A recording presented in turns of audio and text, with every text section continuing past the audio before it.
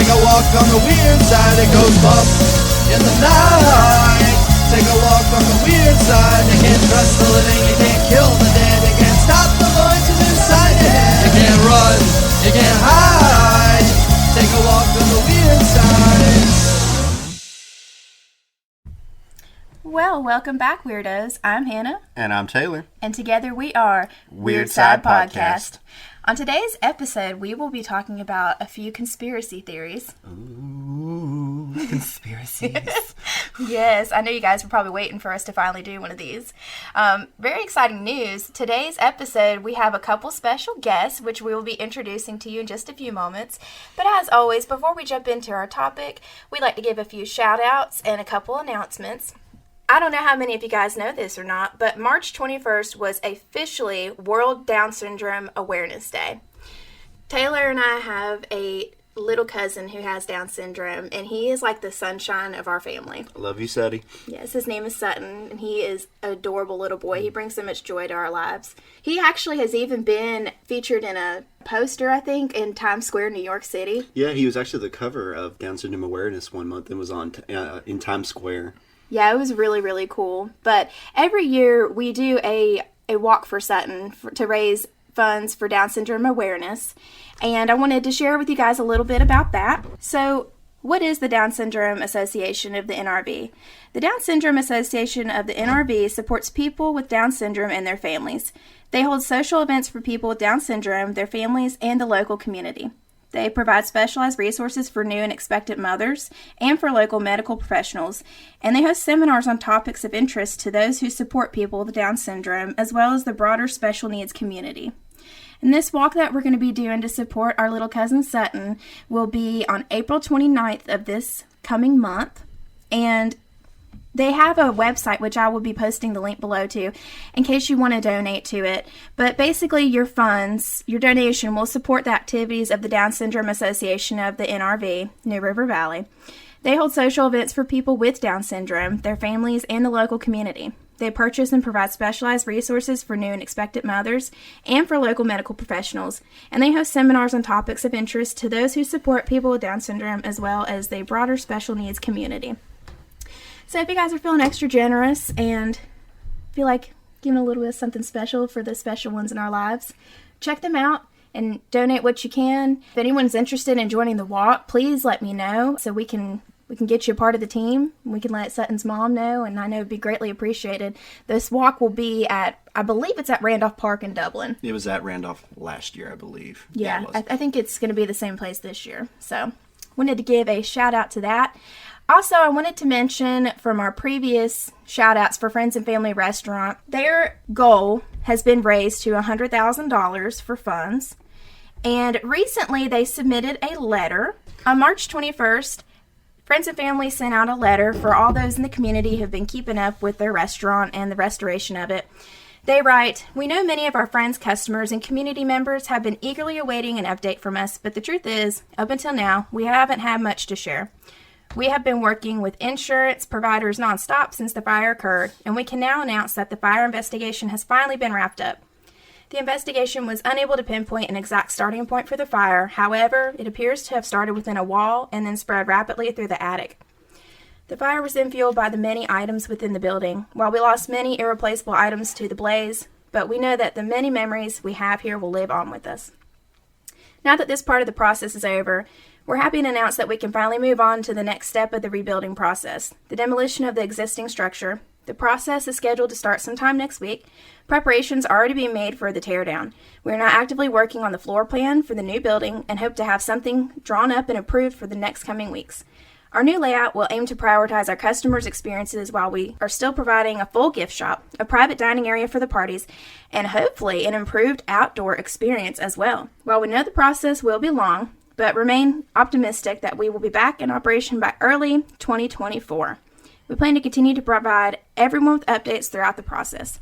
Moving forward, we would like again to give thanks to each and every individual who reached out to us over the last month and offered their support. We understand that in the age of social media, there will always be those select few who will choose to remain negative, but the outpouring of support has far outweighed the negative. as it usually does. It usually does. It has truly been inspiring and has done nothing but raise our desire to rebuild with the goal of providing affordable, quality, homemade meals for years to come. This was written by Becky and Jimmy Young, Autumn and Jeremy Workman, Danielle Booth, and Megan Weatherly. They're all owners of, or workers of Friends and Family Restaurant. So again, I will repost the GoFundMe page for Friends and Family support. Next, going in, we're going to give our usual shout outs, and because we're always appreciative of these people, and without any of them, we couldn't start our podcast. But first and foremost, Derek Nowlin of Steak and Sauce Podcast. We want to give a shout out to him. He has been an inspiration for us and has encouraged us every step of the way for us making our podcast. We want to give a shout out to my good friend Meredith, who designed our logo for our podcast, and Logan for making his own version of Meredith's design. His design is the one that we use in our uploads. And finally, my good friend Icarus and Holy for writing our theme song. I still love that thing. It's a banger. It's still a banger. We still listen to it in the car sometimes. We don't even have a reason. We just like, you want to listen to the intro? Yeah. Let's jam out. So without further ado, we'll go ahead and dive into our topics today. Conspiracy theories. Before we start, we'd like to give a warm welcome to our co-stars today, Derek Nowlin from Steak and Sauce Podcast, Woo! And Taylor's brother, my brother-in-law, Evan Williams. Whiskey himself. So, Derek, did you mind to take a few minutes to introduce yourself? How's everybody doing? I'm just thankful to be here today. This podcast is awesome, and I'm so happy for these guys. I told them, starting out, they're leaps and bounds ahead of where we were. So I'm just happy, and I'm proud of them. Like she said, my name is Derek Nowlin. I'm one of the hosts of Steak and Sauce Podcast. You can find us on YouTube at Steak and Sauce Podcast. Go ahead and give us a subscribe, a like. Go ahead and leave us a comment. We have a different show every week. You can also find us on Spotify, Apple Podcast, different places, and you can follow me anywhere under Derek Nowlin on Facebook, and I am Derek Nowlin on Instagram. I also do stand-up comedy in the local area. I'm with the Blacksburg Comedy Club, and I also perform with L.A. Preston for the Real Comedy Club. So if you guys like stand-up comedy in this area, we perform at Bull and Bones in Blacksburg, Sharky's Bar and Wings in Rafford. Whoop, whoop. We also perform at Ursula's Cafe in Roanoke, Long Way Brewery in Rafford as well. And we have some more venues that are going to be coming up really soon. So we are very, very happy and fortunate to help this comedy scene in the local area. We want to continue to branch out. So we appreciate everyone's support. And like I said, it's just a blessing to be here today. We're going to talk about conspiracy theories. Yes. And it's one of my favorite things. So Antonio, make sure you listen up. All right? Yeah, Antonio, listen up. We're ready for your critique. Yeah, sorry, Derek. I think I've been saying your last name wrong. My bad. No, it's fine. Everybody says Nowlin, and I don't correct them at all because it's okay. My boss has known me forever, and he still says the same thing. So it's fine. Yes, well, you guys, definitely give him a look up. You will not be disappointed. His show is freaking hilarious. And Evan, why don't you introduce yourself over there, Bubs? Absolutely, my pleasure. So as Taylor said, Evan Williams, also whiskey. Connect the dots yourself. I think my dad liked alcohol a little bit. Just a smidge. No, it's my pleasure. I've been so excited to get on your podcast. Once you got some of you were doing it, I would say my areas of expertise: roller coasters, Star Wars, Godzilla. We love you. Just nerd stuff in general. Mm-hmm. I will admit, I'm not super big into conspiracy theories. I consider myself fairly logical. That's why we got you here, because we want to have the spectrum here, because you've got, I would consider me and Hannah some firm believers of some, not all of them. I don't know about Derek, but I know Derek is into some as well. And then you can be the logical one here. So, I mean, you got to have a spectrum here. Yeah. I'd say some conspiracies are definitely like just too over the top to believe, but some of them kind of are. Some of them make sense. You can see it. Yeah. So, yeah. And by the way, guys, if you're listening, we are still at the bottom of beginners for recording, so we're sharing mics over here, guys, so if some of the audio sounds a little wonky, I apologize in advance.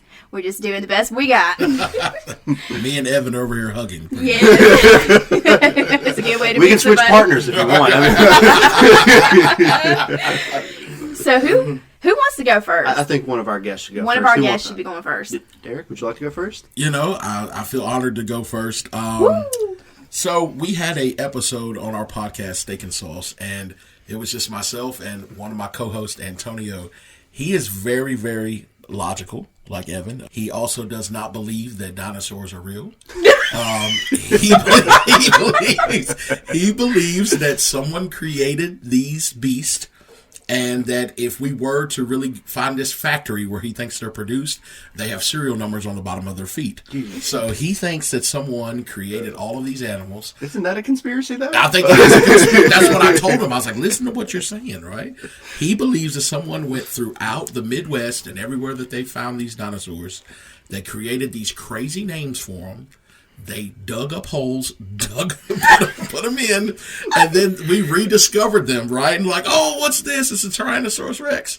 So I think that it's pretty far-fetched, Antonio, that you feel like that. That's a lot of things like to think about. Yeah. To create this hysteria around dinosaurs. To be so logical. To be so logical, right? It's almost like, back in the military days, we used to create entire runways and airways, and we had like inflatable vehicles, and we had inflatable buildings to make the enemy from above look like we had more forces than we did. We did that in the invasion of, what is it? Normandy beaches. Yeah, Normandy. It was part of the deception tactic. Deception, yes. So, I'm like, that's a lot of creativity and a lot of manpower to create something like this, So he doesn't believe in it at all. And pretty much, he would have to be bitten by a dinosaur to believe that they are real. So we'll just start with that. But one of my favorite that I've been reading into recently, Rear Admiral Byrd, Richard Byrd. He was a Rear Admiral in the Navy. And me and Antonio talked about this. He led an Arctic expedition back in the 30s, like 39 through like 44, I believe. Okay. Now, I believe this is before the Antarctic Treaty and everybody had a piece of the pie, because you could still openly explore it. I don't believe you can do that now. We went online and printed off actual government paperwork that I have to fill out before I go to Antarctica. Really? So that was on our show. So we're Wow. filling out this paperwork, And Admiral Byrd took a lot of men, and they had seaplanes, they had ships, they had a lot of stuff. And basically what this is surrounding is, if anyone has done any research on the fact that we possibly live, there's a firmament. Is that how you say that? Firmament? Like a I dome. think you're right. Okay. Over top of what we consider to be Earth. Everybody knows that right now we're orbiting at millions of miles an hour. We don't even feel it. We don't even feel it, right? And so they say that there is a firmament that is over top of us that we cannot see, because the only depictions of Earth from such an elevated position is what is provided to us from NASA. None of us have ever been able to do that and look back, right? So the only thing we have is what is provided to us, right? Yeah. So they say that in the Bible, it talks about the firmament. And if I'm saying that wrong, y'all don't beat me up for it, all right? Well, I've already pronounced a lot of things wrong, so you just be solo And on we that. messed up so much and mispronounced so many things on here. Don't worry about it. Just help me out, right? Someone put the correct spelling down beneath this. So they basically say that in the Bible, it speaks of a firmament, and it speaks of that firmament holding the waters. So in that case, what I figure out is that maybe they're saying that there's waters above us. So our depiction of how our Earth is could be a little bit inverted.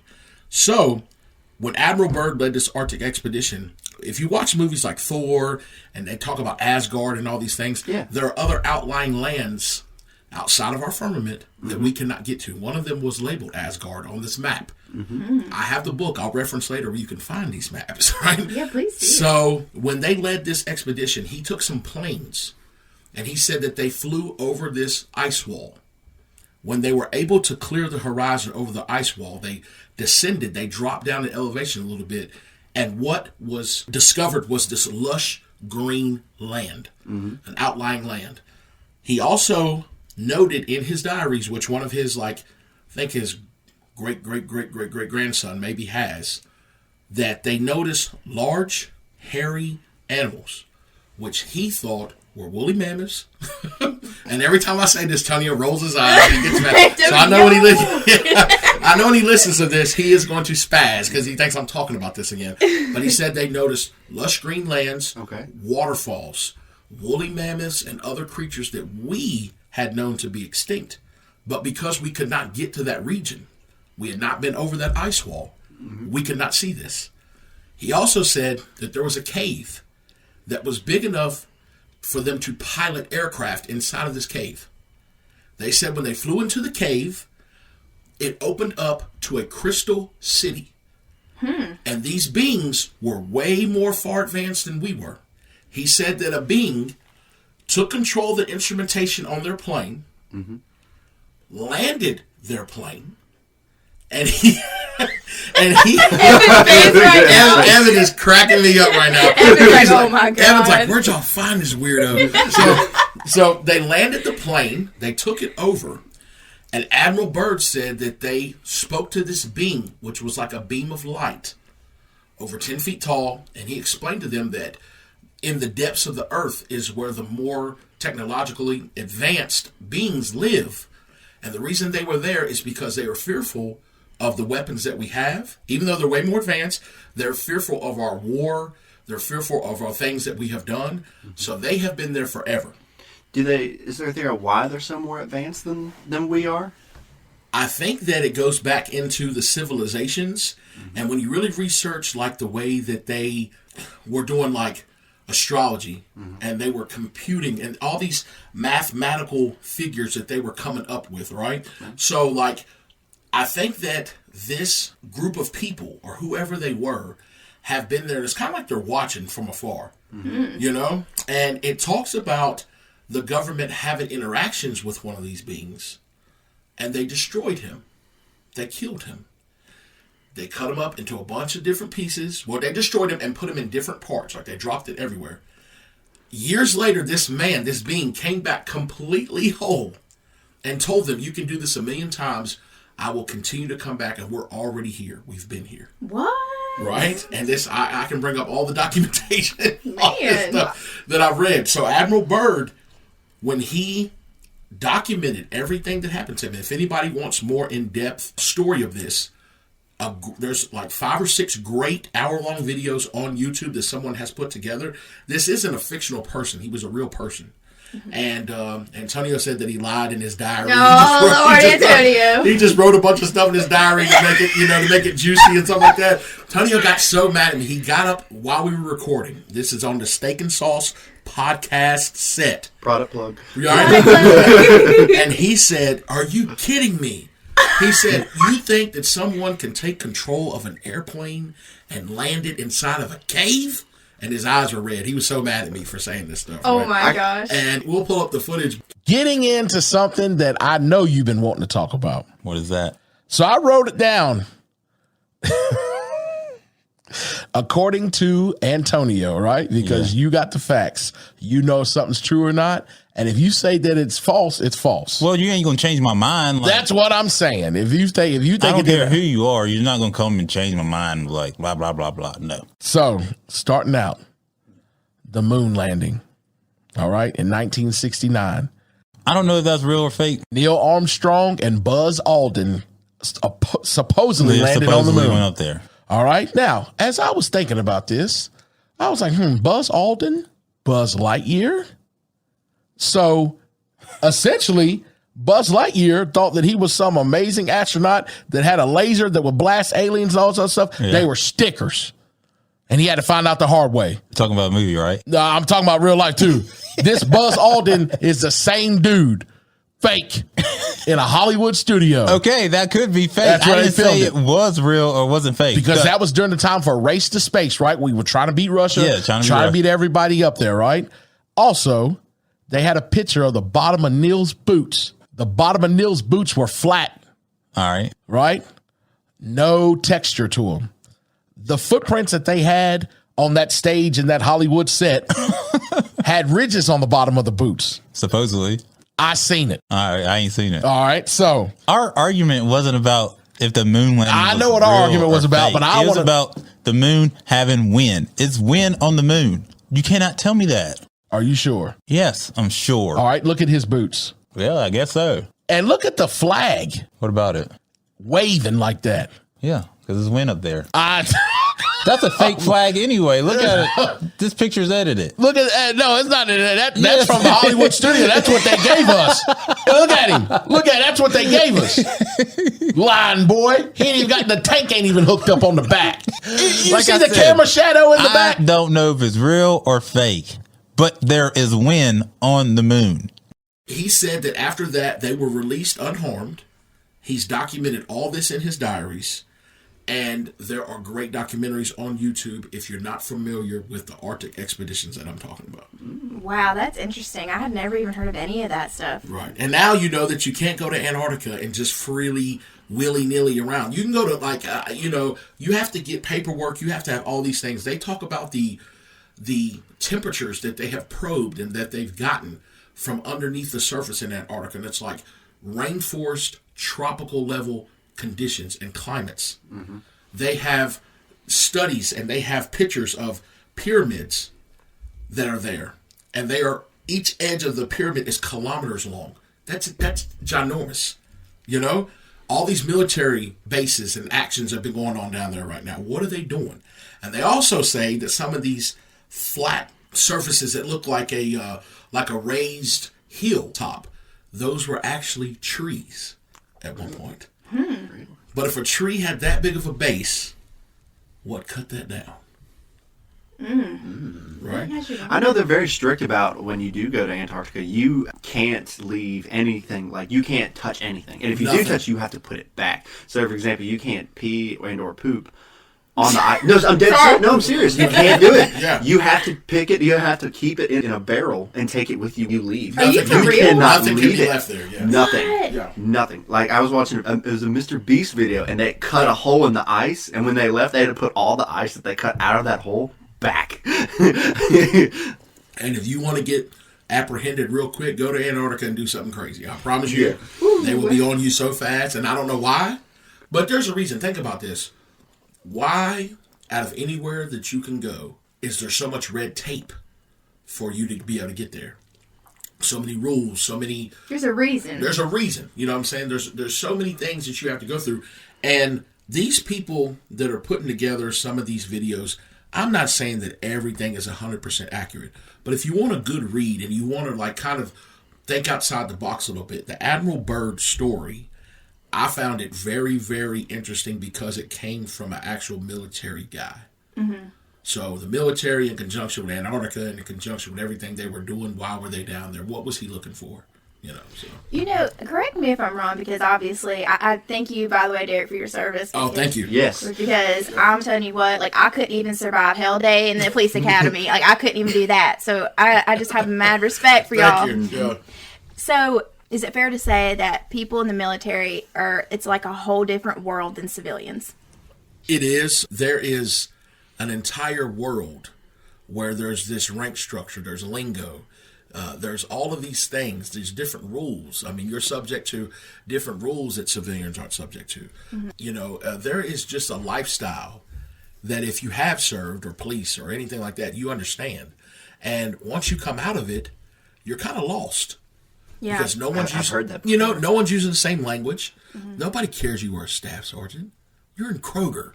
You know what I'm saying? Damn. Nobody cares. The only people that care are the people that, one, hey, thank you for your service, or another veteran who may have been lower or higher ranking than you, and they understand what that rank means, or maybe what some of your duties were as a squad leader or a platoon sergeant. Or if you have a common ground, if you speak to people about some of the tours you've been on, combat tours, Iraq, Afghanistan, some of the places that I went to, that'll earn you a beer at a bar. You know what I'm saying? So, it's one of those things, but it is. You're right. It's a lifestyle that most people don't understand because we are surrounded by this camaraderie, this brotherhood. Mm-hmm. And then when you get out, you're really searching for that again. Right. And, once you're out of it, I'm sure it's almost impossible to find anywhere outside of it. It is, and I'm very fortunate to have friends who have served and family members, so I can talk to them. And I'll tell you a very weird thing, not to get off topic, but no, go ahead. Being in Afghanistan, there were a lot of conspiracy theories while I was there that we kind of got into. There is a myth about an Afghan jinn. You mean the giant? No, not the giant. This is like a not demonic, but this is like a spiritual being. I've heard of jinns. You're right. Yeah, no, and it's depicted in what was that? Clash of the Titans? Yeah. Mm-hmm. Do you remember the guy that looked like he had rock scale? Yeah. They called him a jinn. Yeah. And he was very scary, right? Yeah. And they were fearful of him. So when we were over there, a lot of the local nationals, the people from Afghanistan, would always tell us about the jinn. They were terrified of it. It's kind of like the chupacabra, you know what I'm saying? Oh, okay. It's not like a dog or anything, but it's a being.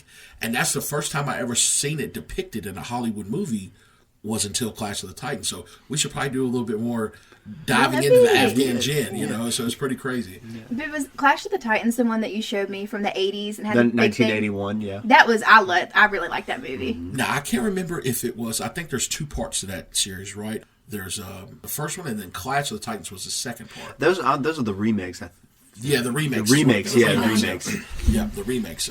But the Afghan jinn is represented in one of those movies. I can't remember. That's so cool. So, let me give you an example, and then I'm going to ask you my second question. All right. So, okay, have y'all seen 2007 Stephen King's The Mist? Yeah. I have not. Don't kill me. It's okay. Oh, Okay. You're in for a ride, man. Kind of giving a brief overview of what that movie's about. Okay. Basically, the government figures out how to open a door to a different dimension. And they don't mean to, but they have this window open and they can't shut it. So what happens is all these creatures come into our world and end up killing everybody, essentially, because they're creatures, like alien, unheard of creatures. Mm-hmm. So one of the central things in that movie that it really emphasizes that the government is the one was behind all this. And they also, throughout the film, it's supposed to be like real secretive and they're selective about what they're sharing with people. So my question is, since we've established that, you know, if you're in the military, you're serving for our country, it's a different world on its own. Hypothetically, I'm not saying like maybe as extreme as the Mist scenario, but if something like unheard of were to happen and the military knew about it, y'all probably wouldn't be able to talk about it at all, right? I don't think so. I think that regular civilians, unless you had a lifeline to somebody that had that information, we're going to be the last ones to know, because they're going to want to corral panic, right? Mm-hmm. The last thing you need is people trying to come out here and trying to dodge this crisis and taking matters into their own hands. So yes, if the military knew some information like that, I've never been in that situation, but I had to sign a document because of the job that I was in. Mm-hmm. I was an interrogator, so I had to sign documents that seal up a lot of that information for 75 years. Oh, wow. A lot of the stuff that I did or that I know, because that stuff can just not be openly talked about. Well, I'm wondering if there was something that they knew, like a meteor's coming, or there's some type of plague or outbreak that they're preparing for, they would probably have to be briefed and sign some type of, you know, forbidding them to talk about it. Or they will be subject to whatever. Right. You know, because any movie that we've ever watched where, I don't care what, Battle of LA, I don't care what movie it is where they involve the military, you've got 2 types of soldiers. Ones that are obeying the rules and they're like, hey, you know, y'all are civilians, but I have a job to do. And then you got the rogue ones. The ones that are trained and then they go back home and try to save their families. You know? Yeah. I feel like you got 2 different groups, you know. So. Yeah. When you guys were talking about it, it made me think about the Afghan giant. Have you heard of that story? Yes. And when she was talking about that, covering it up, in that story, supposedly, the Green Berets encountered a giant. And they defeated it, and the government picked it up, and they had, after every mission, they go back and they write, it's like a report. Yes. And they turned it into their superiors, and the superiors like, you can't submit that. Change it. That didn't happen. And it was just covered up. Why would the Green Berets lie about it? Right. And they were on a patrol. When they were in Afghanistan, they were on a patrol. And they smelt this stench coming from this cave. And they said it was unlike anything they had ever smelled. Ooh. And then this, I forget how tall they said he was. So he was like 9 or 10 feet tall. He came out, and they were all shocked at first of this being. And then they said that there is also, it just prompted in my mind, if you get on, I know people are going to slay me for this. If you get on TikTok, it's coming. I know it's coming. But there was a perfectly preserved Nephilim, a giant that they had found. And he looks like, I mean, his skin is bronze. He's got beautiful hair. And I'm going to pull it up for you guys after this to show you. But Yeah. I don't have a lot of information on it. But it's a really big hot topic right now. But when that giant came out of the cave in Afghanistan, they were all stunned at first. He had a object, a spear or something that he had in his hand. He impaled a soldier in the story, like right through the middle of him, right? Center mass. They engaged him, small arms fire. They're tearing him up, right? And after this battle, they were able to drop him. And they airlifted him out, like hooked him up to like a Chinook and airlifted him out of there. And they were doing all these tests and stuff like that. And then it just... Didn't he have like 7 fingers? Yeah, something crazy. It was something weird. Something weird. He was huge and went uncovered. And when they went in, because they were scared of more people like him in the cave, they found just remains of, skeletals, things of people and animals and different stuff. And people, people are scared of things they don't know about, which is why when there's something that happens that can't be explained, it's tried to be covered up or hidden. Yes, because, could you imagine if we, one of my biggest things, and I'm sorry, Evan, I was going to say. You're fine. One of my biggest things I'm so curious about, I believe there's a book, and it's called Hell's Aquarium or something like that. It was based around a guy who had a lot of money in Dubai, and they captured a megalodon, right? Like Which are science supposed to be fiction, extinct. supposed to be extinct, right? People find teeth all the time, though. From these megalodons that wash up, like 6-7 inches. Like, tall, where do they come Where from? they come from, right? And so the depths we know that we can't get to, that something like that could possibly go to or live. We see these giant blue whales, which is like the biggest mammal ever, with scratches and scars down the entire side of its body from a giant squid that tried to attack it. I think those are sperm whales, though, right? Um, Don't sperm whales fight giant squids? I think so. And they were saying, how brave do you have to be to take out a 100-foot whale? You know what I'm saying? What would try to do that? You know what I'm saying? When you think about it like that, so I was very excited about, I'm always curious about the megalodon stuff, but this book, I can't find it, but basically he charged all these people so much money to come and view this megalodon behind glass in this aquarium. Now, my question to everybody listening, if you had the opportunity to go down into this state-of-the-art facility in this dark room, and when the lights come on, you would be able to see a megalodon before your eyes, how many people would do it? I would go. If it was real, Okay. yes. Yeah. I don't see it being real for the simple fact of the megalodon was like the ancient cousin of the great white. Correct? Right. Okay. We can't even have great whites in aquariums. They do not live. They've won't- tried. they'll- They've they'll given die. up. Yeah. If a great white, which is 1/3, 1/4 the size of a megalodon, can't survive, I doubt a megalodon can. And then what would that goes into a lot of people that believe the Loch Ness. They said they've scoured that lake or whatever it is. There's not enough life, fish, things for it to sustain. I'm going to pull out my inner whiskey over here in Antonio. I recently read a book called United States of Cryptids, and I think I did read that it was proven that Nessie was a hoax. Was a hoax. I have also heard The that. famous picture, where the long neck is coming out of the water. Yeah, it's I heard that was it's a fake. hoax. That hurts my heart. It does mine too. But, conspiracies give us something to believe in and to wonder about. But y'all, weird side weirdos, if y'all could see Whiskey's face right now, y'all would be dying right now. Hey, we're just throwing them out there. We're not saying it's real or fake, I but think he's rolled his eyes about 7 times because he's like, what? All I really want to say is, what feels more true? That the Admiral got to a frozen, barren wasteland and was disappointed.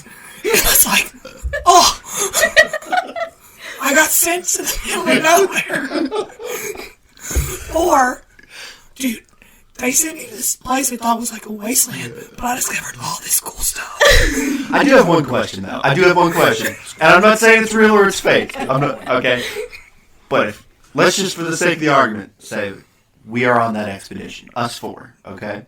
And we're flying, and we start seeing this, right? And let's just, for the sake of the argument, say, Derek, you're that guy, right? Okay, let's say Derek is that guy, right? And you see a cave. Why are you flying a plane into it? Please That's explain exactly it what to me. Antonio said. He said, what pilot in the world would fly a plane into a cave. You know what it makes me think of? You ever seen the movie Langoliers? You ever seen the movie Langoliers? No, I'm too scared. No, it's a bad Stephen King movie. You ever seen one of the worst special effects ever? Watch it. That's why I'm scared One to of the watch it. if not the worst special effects in a movie I've ever seen. He said ever. There's like a time rip in the sky, and apparently the pilots in that movie go, look, a hole in the sky. Well, let's fly into it. Hell no. We're banking left hard. So, guys, overall, with Derek's conspiracy, what does everybody think? Whiskey? I actually had a friend in college get to go to Antarctica. Ooh. Oh. And he said it was the most miserable trip of his life. It was cold and miserable. They cut a whole bunch of holes in ice, ran data, and then had to put the holes back. And that was it. So much fun. Well, folks, the weird side. If you're listening, weird side family. That doesn't mean that there's not an ice wall. All right, that doesn't mean that if we can't get over this ice wall, that there's not mammoths out there. Okay, I want to see them. All right, Tonio. Antonio. I think the possibility. I'm not saying everything he said was true, because some of it, I don't know. Flying a plane in a cave. That one you lose me. But science, if you look at nature and science, almost anything is possible if you really sit and think about it. Right. Because they've discovered whales that they thought were extinct millions of years ago, and it just showed up one day. Is it possible that there could be mammoths out there in Antarctica that we haven't discovered? It's possible. I'm not saying it is, but it's possible. Not to take over and strengthen my point,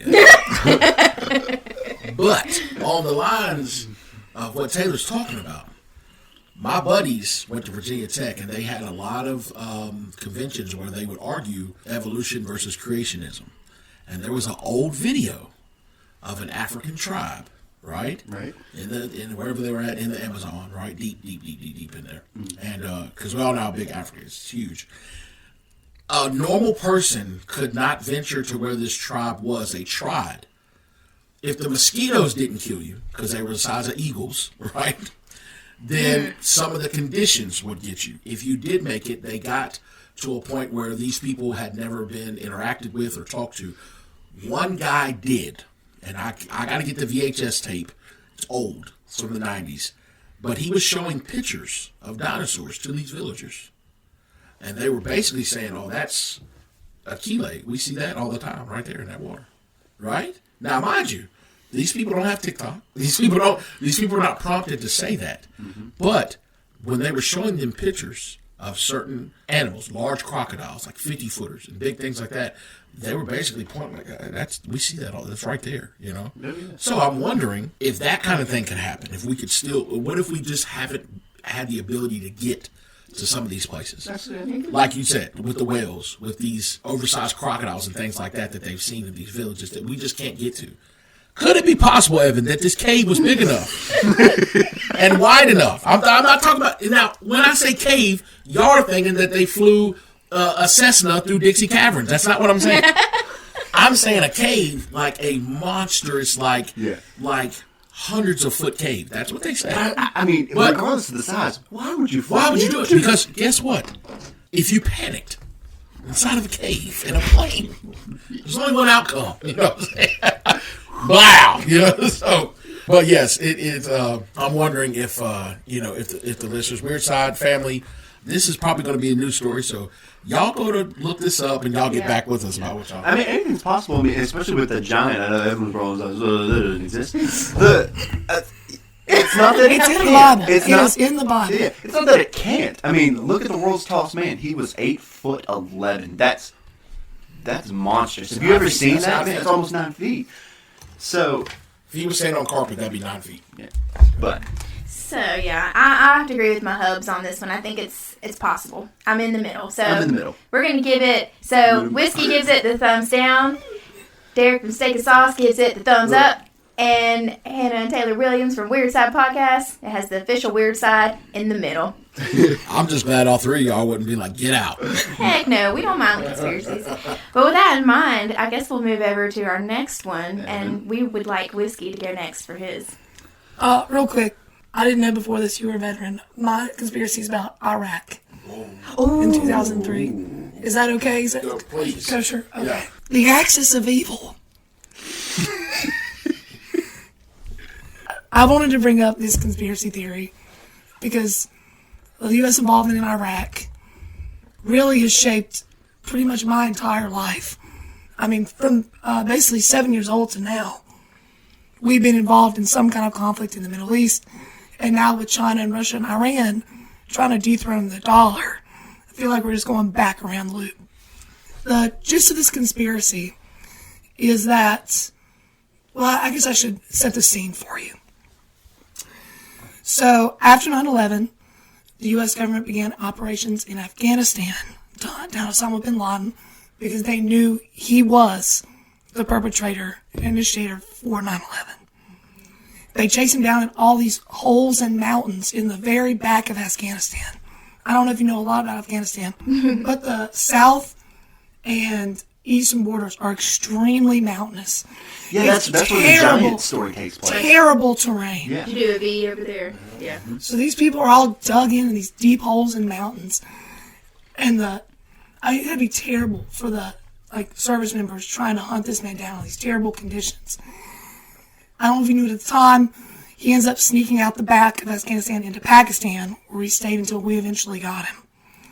After that operation is sort of going on, and I think they've come to realize that they've lost him. The shift is, well, what do we do now? And at this point, George W. Bush, I think it's 2002 State of the Union address, declares that there's an axis of evil and completely changes the rhetoric of we're hunting one terrorist organization to now America is going to take on anyone they deem as a terrorist threat. From there, they begin the operations setting up to invade Iraq. They claim that Saddam Hussein has weapons of mass destruction. They know we've got him. He's going to kill all these people. We go, declare war in Iraq. No weapons of mass destruction are found. Zero. None. And then from there, everything sort of just goes downhill. We actually, I don't know how they didn't see this coming. Whenever they took over Iraq, they went to the Iraq military, which was pretty much the thing holding Iraq together, and said, we don't trust you because you worked for Saddam Hussein, so you're out of a job.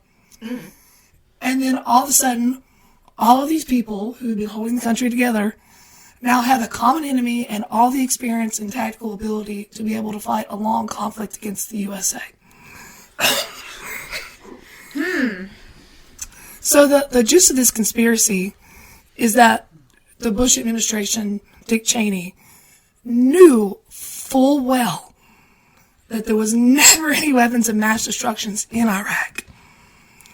And the two kind of main theories on why we went there was one for the oil, because Iraq has a lot of oil, and then they thought, because at that point, the operations in Afghanistan were going so great that they could just pretty much take over Iraq and Afghanistan, and then Iran would fall as the last sort of bastion against the USA.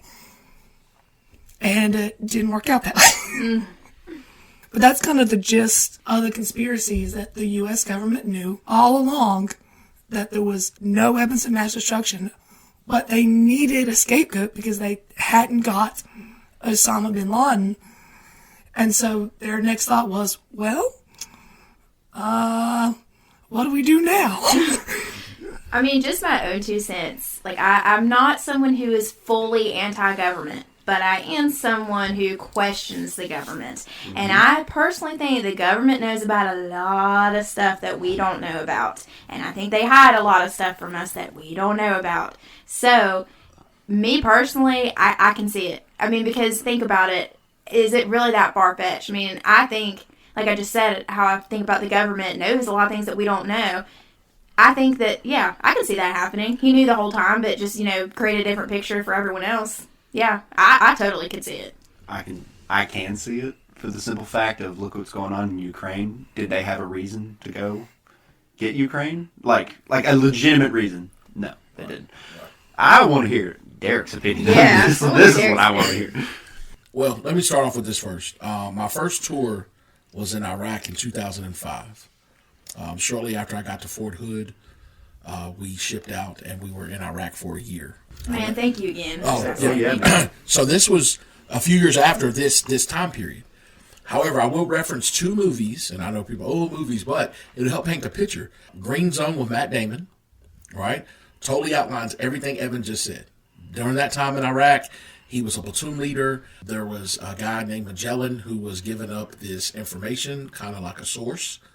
All the hot spots where these WMDs, weapons of mass destruction, were supposedly hidden goose eggs. Every last one of them.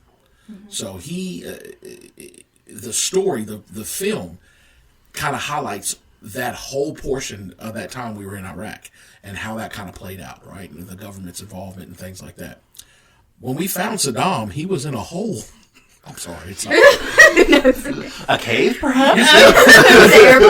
When we found Saddam, they pulled him out, and he looked like he'd been eating dirt for 1,000 years. Damn. It was sad. I mean, they pulled him out, and and this is a man to paint a picture, Saddam's palaces were some of the most incredible things I've ever seen, and I've been in them. I've been to the palaces where there's winding staircases and fixtures and marble floors and these pools. And he imported animals from around the world that he would put into his lakes and stuff like that. So when people would be disobedient, he had hippos and everything. He would just throw you in there. And if anybody knows anything about hippos, they will kill your ass in a heartbeat. They are the real kings out there in Africa, right? So, to back up what Evan was saying, the first movie is Green Zone with Matt Damon. That will kind of highlight what Evan was talking about during that 2003 surge.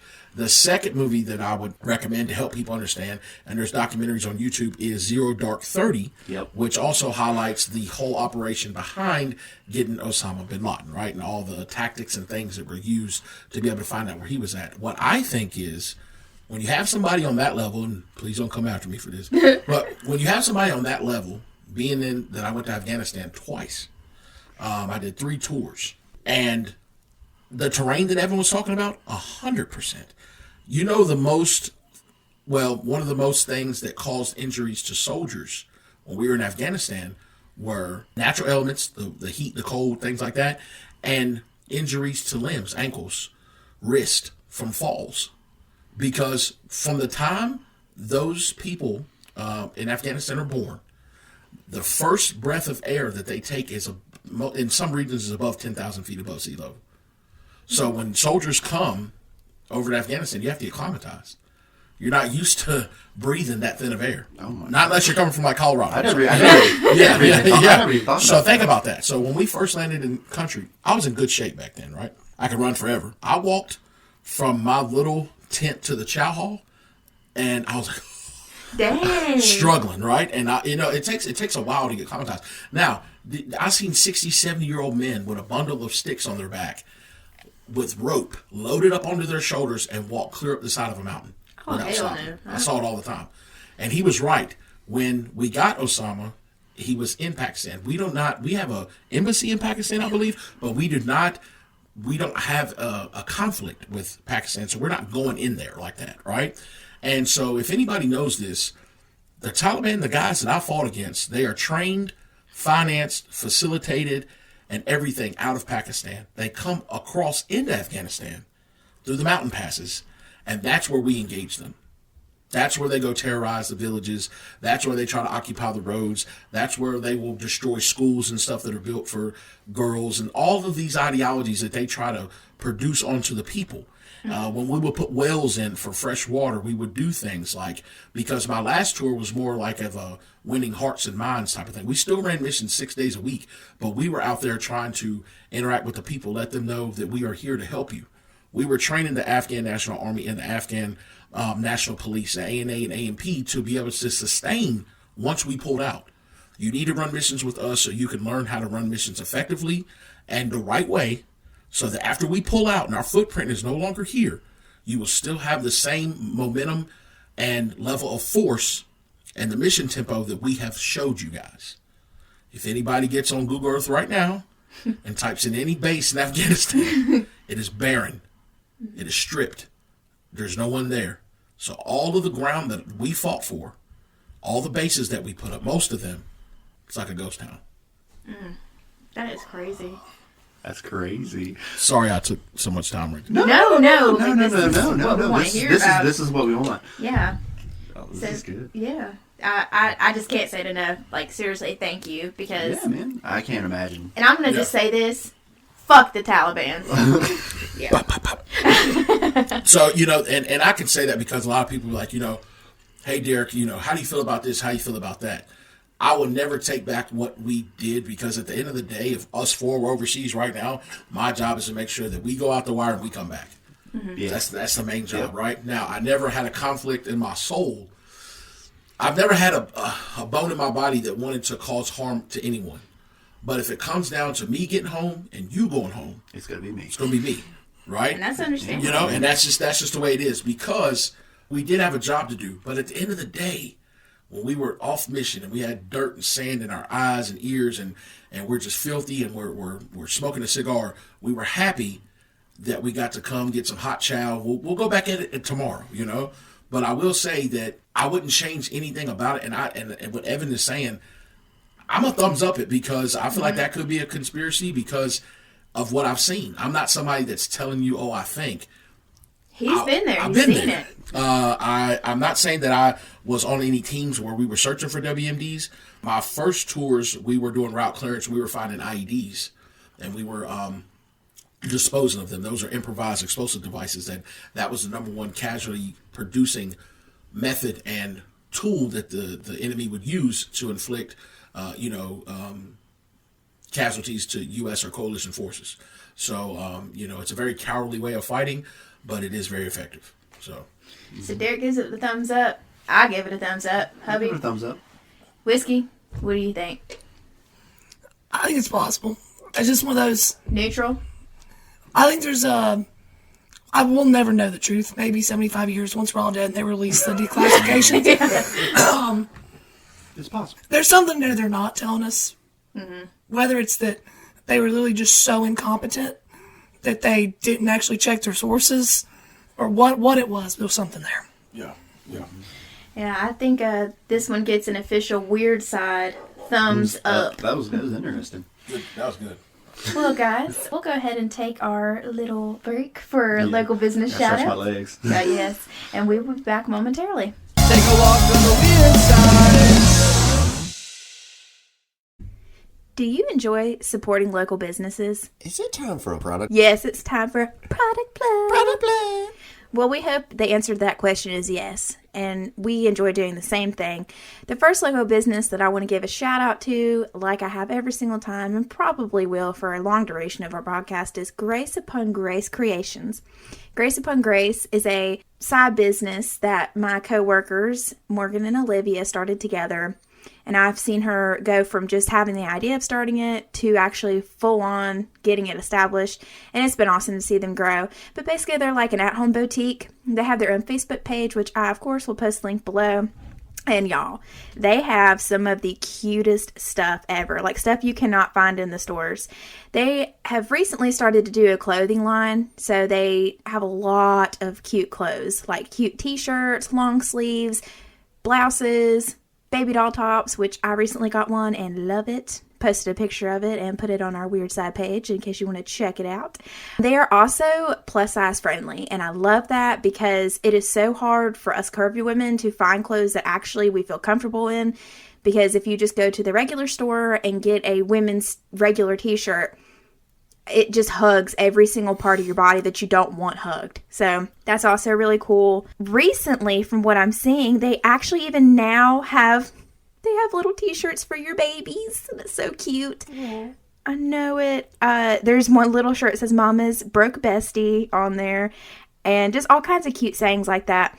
And I see one right now that I really want. It's got a picture of a skeleton in a margarita glass, and it says Tacos and Ritas. Baby, I need that shirt. Is it a baby shirt? No, it's Is an it a adult regular shirt. Oh. Will you buy that for me on Mother's Day? Thank you. I love it. We don't have kids yet. What do you mean Mother's Day? We have fur babies. That's true. But yeah, they actually also are doing leggings and jogger pants. They have bralettes and shorts. Like, they are really expanding here on their clothing line. It's really cute. They always post new clothing that has holiday themes on it for whatever time of year for the holiday it is. Like now, it's around Easter, and they have some cute Easter stuff. And my favorite one they have is a t-shirt that says Honey Bunny on it, because it reminds me of one of my favorite movies, Pulp Fiction. Yeah, they have also jewelry, car freshies, tumblers, like you name it. Give them a check out and look at their stuff. And if you message them your order and use the code word WEIRDSIDE, you can get 15% off your order. So you don't have to feel bad about treating yourself. Treat yourself. Yeah.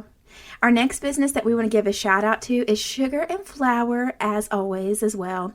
We'll probably give that one a shout out for a long time as well, because we just love Sugar and Flour so much. Yeah, pretty much.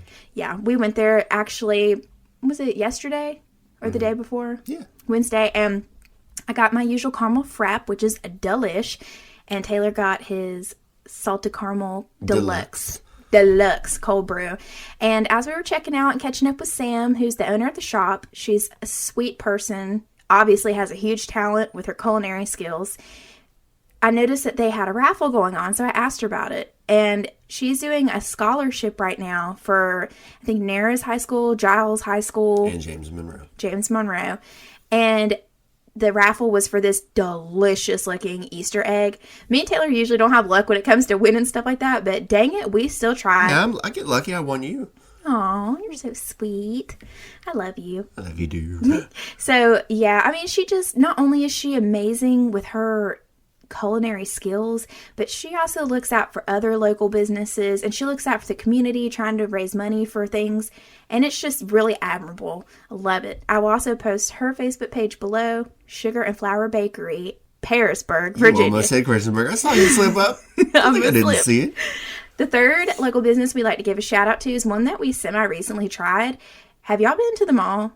Because if you have you checked out Twist and Shake? I know I have. I have too.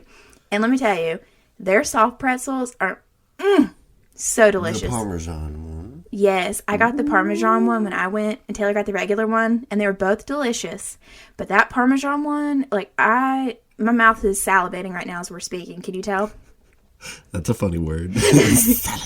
So they also do smoothies and ice cream and stuff like that. We haven't tried those yet, but I definitely have got to give them a shout out for their soft pretzels. If you're looking for a good homemade type of soft pretzel, check them out in the mall. I don't think you'll be disappointed. And the last local business that we want to give a shout out to is one that I'm surprised we have not even brought up at all so far. I know. Radford Coffee. Honey, would you like to talk a little bit about Radford Coffee? Radford Coffee is a coffee shop in Radford. It's on the Main Street. On Main Street. On Main Street, kind of near, is it Pizza House? Brick House Pizza. Brick House Pizza, yes. And Kibbles on Main. Yes, it's beside those two things. They are a wonderful coffee shop. I seriously recommend their Bacon Buddy Panini. Oh my, you know how long it's been since we've been to Radford Coffee? I know. So good. Y'all, they have soups. They have, like Taylor said, we always get the Bacon Buddy Panini. It's so delicious because they have foods, but they also have pastries and, of course, coffee, meaning cold brews, regular coffee, fraps. Like, so delicious. And a lot of their proceeds go to the children of the Congo in Nicaragua. Yes, the Mesquite Children. It's a non-for-profit coffee shop. Not only is it delicious, but it's all non-for-profit. And all of the proceeds go towards these children to help fund their education. That's a fun word. Nicaragua. Nicaragua. I mean, we take so many things for granted. And a right to education is something that we have over here. But it's crazy to think that poor children in other countries don't have that same right. So they take all the money they earn from the coffee shop and send it over there to help them. And as you go to the shop, you can see portraits of the children that they've had during their trips over there. It's really cool. And once again, something, if you want to splurge on yourself and get you something nice to eat and go out to eat, you just don't feel like cooking, give them a check out, because not only is the food delicious, but your money is going to a great cause. And without further ado, we'll get back to the show. Take a walk on the weird side. Well, welcome back, weirdos. Welcome back. Man, even on our little break, we were still talking about different conspiracy theories. We got on a vibe. We was vibing. But now we'll go ahead and finish up our last two main conspiracies. Hubby, would you like to go first? Yes. I've never heard of this conspiracy until the other night because I was at work asking people at the lab if they were just asking like, hey, what's your favorite conspiracy theory? What's your favorite conspiracy theory? I want my mind to be open to some. And this one guy told me about this one. And I went home and I researched it, and it is absolutely batshit crazy. I never heard it before. It is the Denver Airport conspiracy. If y'all can see Derek's face right now, he is mind blown. Okay. So this is at the Denver Airport. Now, you've got the airport themselves saying that this theory is not real. Like, it's fake. It's made by all these people. And then you've got these adamant people that are like, this is fucking real. You are liars. Okay? So there's so many different aspects to this story, but we'll start with the first one. When you drive to this airport, the first thing you are introduced to, and I will show you a picture so you guys can see it, I have it on my phone, is a horse. And his name, to the locals, is Blucifer. What? Like Lucifer, but Blucifer, because he's a blue horse with red eyes. That is the first thing you see when you pull up to this airport. Yeah. Okay? I have pictures. This is Blucifer, everybody. This is what you see when you pull up to the airport. Yeah, I'd be cancel my flight for sure. That looks kind of almost like something in Napoleon Dynamite's room. Why would you make that? Okay. Like, Oh, no. Yeah. Oh, Yeah, we're going to get into what does that So, represent? now, I'm going to Yeah. give you the perspective. I'm going to give you both perspectives. This is from the perspective of the airport. He is a symbol of the Wild West because Denver was part of the Wild West, and they wanted to have a symbol of that, so they hired an artist to create what they thought would be a cool symbol. I'm not sure why they painted him blue. I'm not sure. I'm not sure about the red eyes. They didn't really talk about it. Oh, I bet the blue for the sky and red. The red might have to be on it so the planes don't hit it.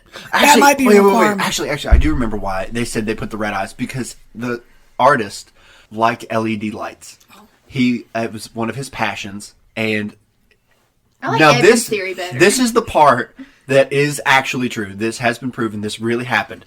The guy that sculpted this died making it because the sculpture fell apart on him and killed him. His children had to finish it. That really happened. So this sculpture has blood on it. What? It says enough right there. Here's your sign. Here's your sign. And as a last memorial to him, since he liked LED lights, they put the red eyes in it. That's what you see when you pull up to this airport. Okay, that's the first thing.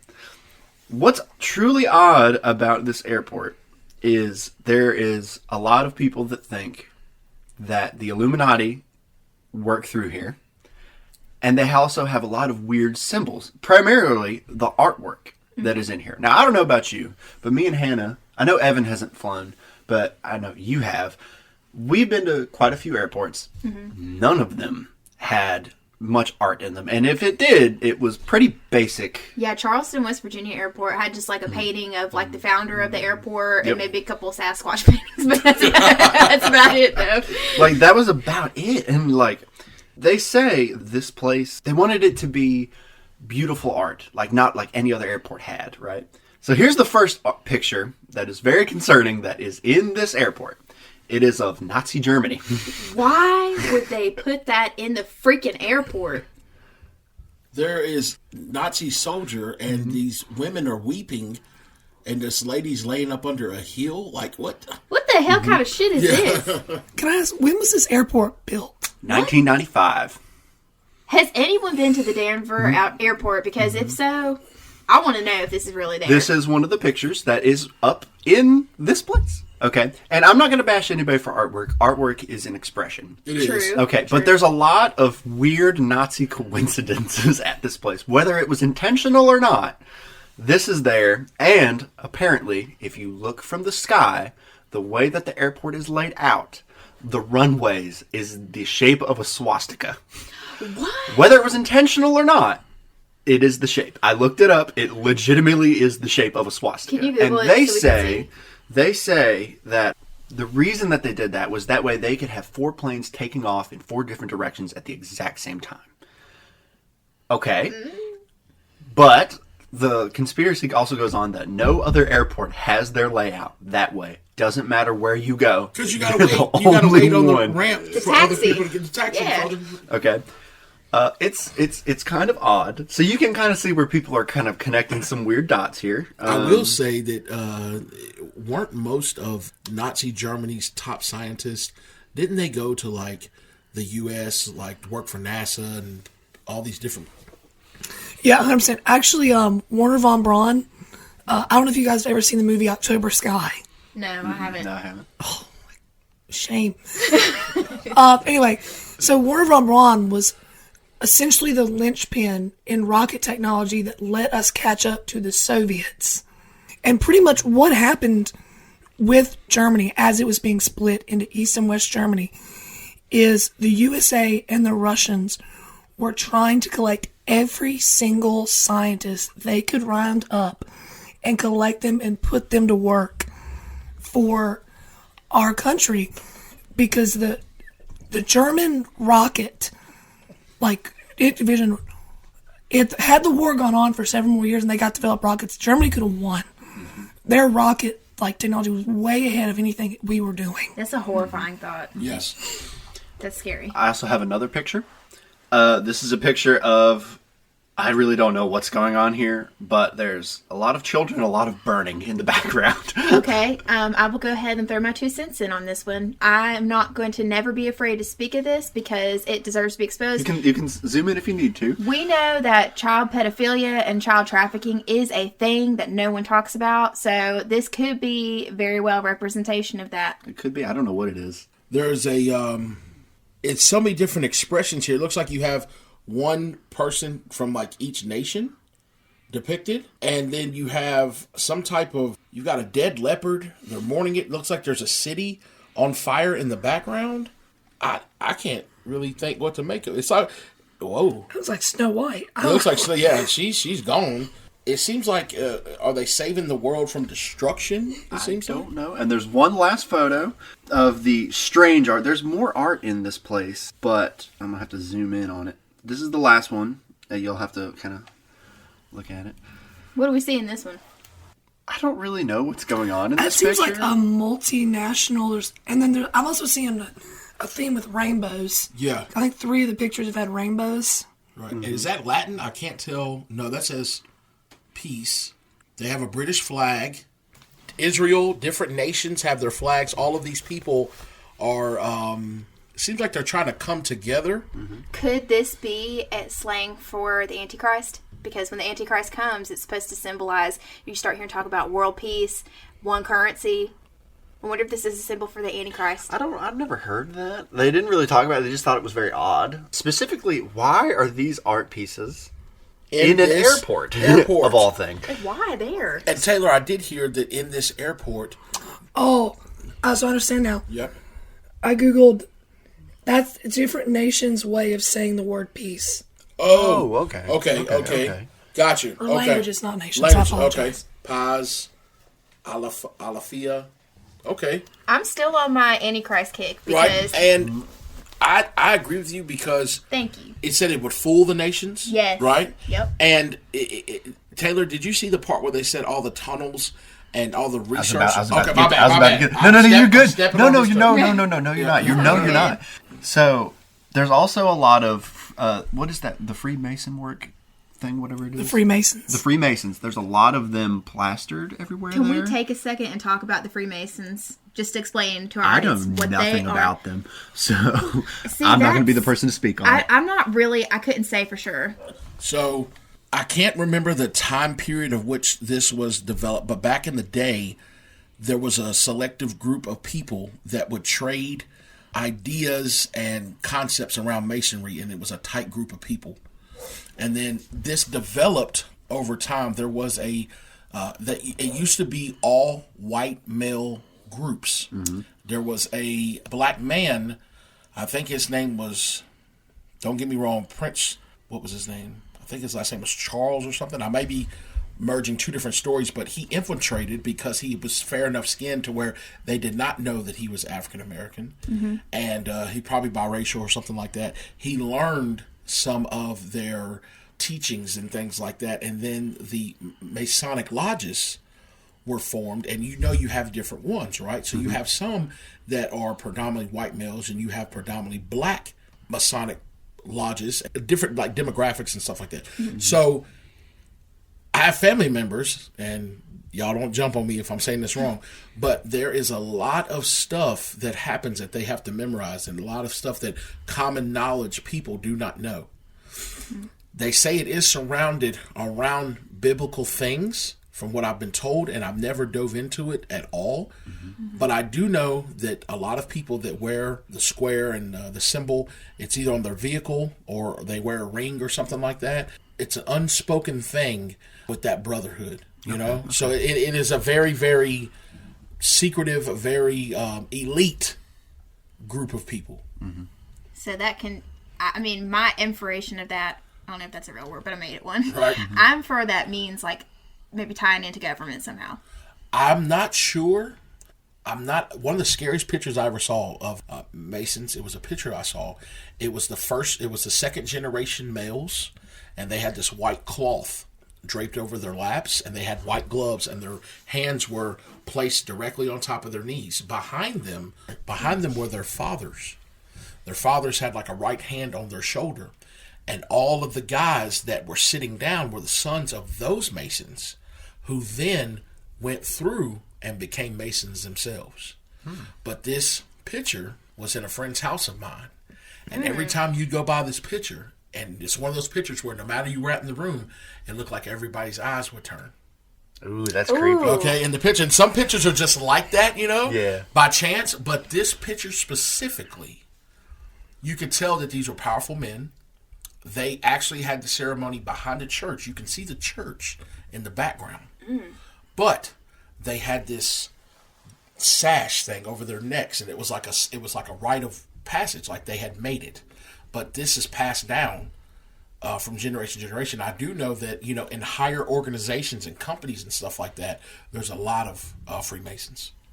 Is it fair to say that Freemasons might be a cult?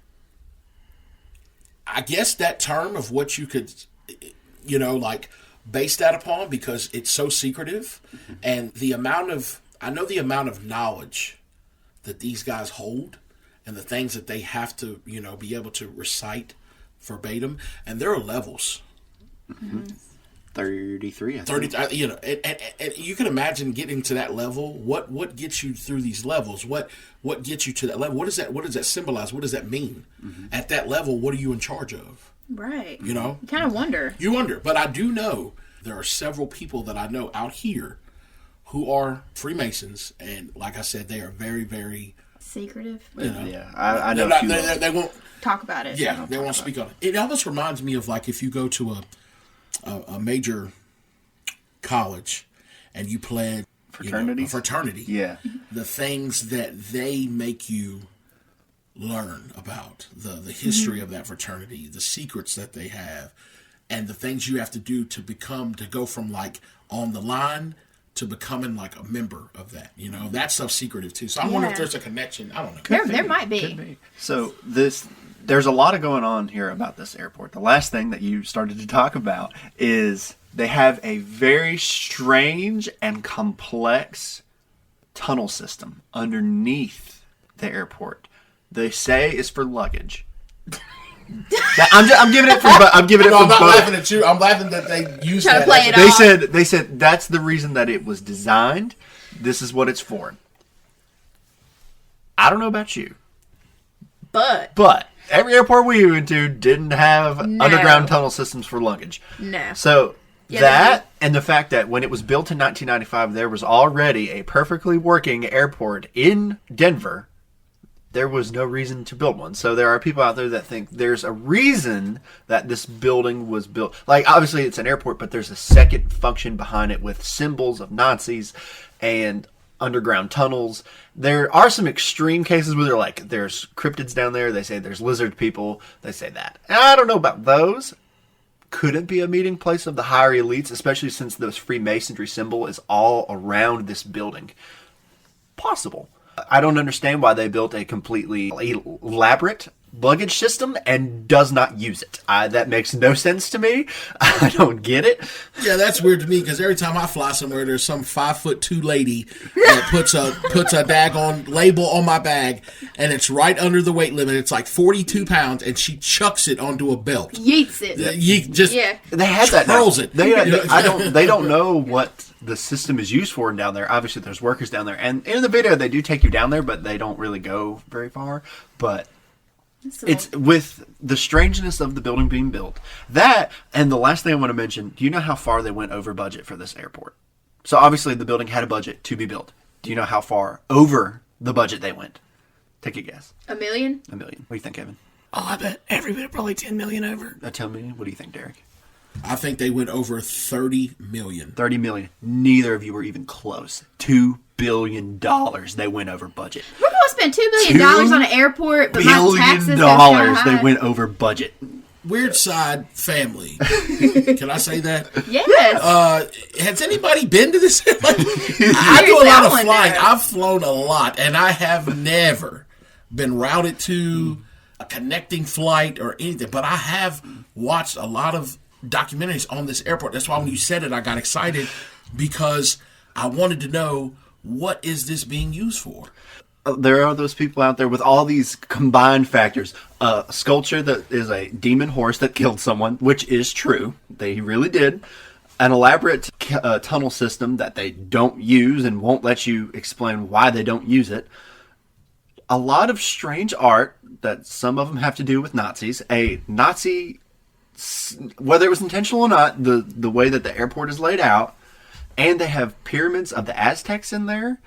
And they went $2 billion over budget. A lot of people, and the Freemason symbols everywhere in this building, they think there's a secondary function in this building. Is there? Or is it just a strange building? I don't know. Whiskey, what do you think? I just want to add that sometimes the people who are picked to make decisions off what they like and not what is the most practical or economic. This sounds like to me they picked a really artsy person to design this and didn't have an engineer fact check or do any Maybe that's true. Maybe the airport is very adamant. Like, this is not like a weird building. Like, it's just an airport. People, calm down. But you can't deny that there's a lot of strange choices going into this building. I'm with Evan on that, but you also got to think. An airport hosts people from all over the world. And wouldn't we feel that maybe somebody may be a little bit offended by a giant Nazi soldier? That's what I'm saying. And this is on the wall. This is permanent. And this is not small. People are going to see this. This is a mural. It's a mural. Huge. It's there for life of the building, right? But on one hand, it's art. So can you really get that mad? It is art. But there's appropriate places for art, and there's inappropriate places for art. Okay. I would think that to cut down on some of the conflict, because I'm telling you right now, you sneeze wrong in the airport now, you're not getting on your flight. You're getting... Yeah, they'll tase you right there. Yes. So, yeah, go ahead. I'm so upset. Now, one of my wife's friends lives in Colorado. And we were thinking about flying out there for her wedding, and we said no, and I'm now regretting that. You should. I could have maybe flown into that airport. Oh my gosh. Shout out, Michelle. Shout out. What do you guys think so far? You think it's... Whiskey, what thumbs do you up, think? thumbs down, sideways. I think they just picked a terrible person to lead the project. Okay. So you think it's a thumbs down? Thumbs down. Derek? I'm ready to take a team and go down in them tunnels and see what we find. Hey, let's make our own team. Y'all in? I'm in the middle. Honestly, there are some strange choices. Obviously, there could be a secondary function to the building. Do I think that it's home of the lizard people and maybe the Illuminati? I don't know. But do I think it could be a secret meeting place for the Freemasons? Possible. Here's could the it question. have some other secondary functions? It's possible. That's the question. Is this airport used for secondary functions besides just an airport? Could be. I'd also like to look into it because this is giving me extreme Bohemian Grove vibes. Yes, I was thinking about that earlier. I really was. And we may not get into that. That's a whole nother, That's 30 a minutes. whole Yeah, another we 30 can. minutes. But man. we will say, go ahead and Google Bohemian Grove, Future episode. and we'll talk about that in the near future. So Derek, you give it a thumbs down, thumbs up, or sideways? Thumbs up. Derek gives it a thumbs up. What about you, hubby? I'm in the middle with it. Like, Sideways? I'm like, I think it's a great theory. Like, it's very strange. That's why I wanted to bring some more attention to it. I'm in the middle. It's like when your theory, is it possible? Absolutely. Am I 100% set on it? No. So I'm going to give it the official thumbs up. Based only for the central question, is this used as a secondary type of place for other things? I say that's a definite. Now, the whole hiding the cryptid thing, I think that's a little bit far-fetched, but I think, yes, I'm giving it a thumbs up. Any building that goes $2 billion over budget is going to have some questions. Big questions. And here's another thing. Evan, I proposed this question to you. Do we think that the government is so smart that they can blatantly do this in plain sight and let us come up with our own ideas about these things, and they're like, it doesn't matter, they're never going to know? True. You know what I'm saying? Like, I mean, are these things like Roswell, all of these things, like Area 51, like these things that we know could be physical locations, but we can't touch them? What's going on? I know you're asking Whiskey over here, but I'm going to say yes. Okay. Yes. It's possible. It's possible. Yeah. What does Weird Side give this one? I give it a thumbs up. I thought it was a Thumbs good up. theory. Okay, I think it's a good theory. It's got the official Weird Side thumbs up. No. I want to hear yours. All right, y'all. Dang, she's professional. She's got a piece of paper. Y'all know how I plan things. I'm going to be talking about some Titanic conspiracies. Ooh. Woo! So, before I start talking about the conspiracies, I'm going to go ahead and do a little bit of background information about the Titanic sinking. I know pretty much everybody on the planet probably has heard of Titanic or knows about the sinking, but I'm still going to talk about some background. It might better help us understand these conspiracies I'm going to bring up. But basically, the Titanic was part of the White Star Line Company, which Titanic was also one of the 3 ships that they built. The other 2 were called the Olympic and the Britannic. I believe I'm saying that right. The White Star Line was planned to be known for their comfort instead of their speed. That's, I think, going to be useful to keep in mind when we talk about one of these theories. Design, it was divided into 3rd class, 2nd class, and 1st class. Me and Taylor would definitely be in the 3rd class. Don't know about y'all. I think we would actually have been in second. Second. We actually would have been in second, I think. Yeah. Well, either way, we probably would have died. Honestly, unless you were 1st class, you probably weren't going to make it, most likely. Carrying capacity of Titanic was 46,328 tons. Titanic weighed 5,200 tons. It was 882.5 feet long by 92.5 feet wide at its widest. 4 of the compartments could be flooded without sinkage. It was designed that way. Now, if y'all have ever seen the movie, which most of us have, I think it does a pretty good job of going over the build up and set up. And so, like in the movie, that's how it is too. It's designed like 4 compartments were damaged that it could still stay afloat. But anything outside of that, it's going to go down. Titanic set sail from Southampton, England to New York City, with 1 stop in France and 1 stop in Ireland. There were 2,223 passengers, including crew members. Titanic sunk on April 14th of 1912. The ship approached an area known to have icebergs. Captain Smith altered the course slightly, but he maintained the same speed. So I'm just going to stop right here just for a brief second. If you know that an area is going to have some icebergs, I mean, just like if you're driving on the road, if you know there's going to be hazards on the road, would you not slow the hell down a little bit? And we've already just established that White Star Line Company ships were supposed to be known for their comfort, not their speed. So what harm would it have done to slow down? But anyway, around 9:40 p.m., a nearby ship called the Masiba, I believe I'm saying that right, sent a warning, but the warning was never relayed to the Titanic crew members. At 10:55 p.m., a ship called the Californian sent out a message saying that it stopped because of the icebergs. The man handling the passenger messages supposedly scolded the Californian for doing this. Kind of like look at this idiot slowing down. Probably something equivalent to that from 1912. At 11:40 p.m., an iceberg was sighted in the bridge, which is the control center, was notified, and the lookouts' binoculars were missing. Plus, since there was little water breaking at the base, the icebergs would be harder to see. So we already know that there's icebergs in the area. There's already been some warnings about other people who have either slowed down or stopped. We've already gotten a warning on Titanic about the icebergs being spotted, and then the people who are supposed to be looking out for this don't have binoculars, and they basically can't see shit. After the sighting, the Titanic began to turn, but they didn't turn in time, and this is also portrayed accurately in the film as well.